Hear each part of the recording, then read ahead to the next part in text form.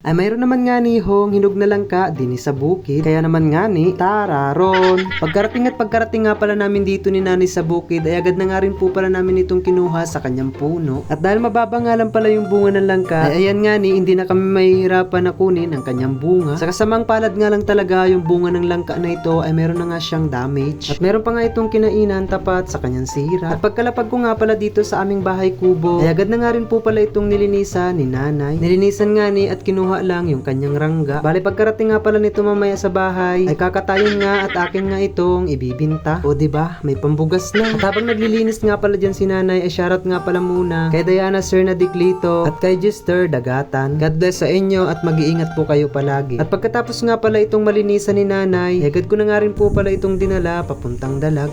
Hi guys, another luto na naman ng langka. Gusto nyo guys? Manami to.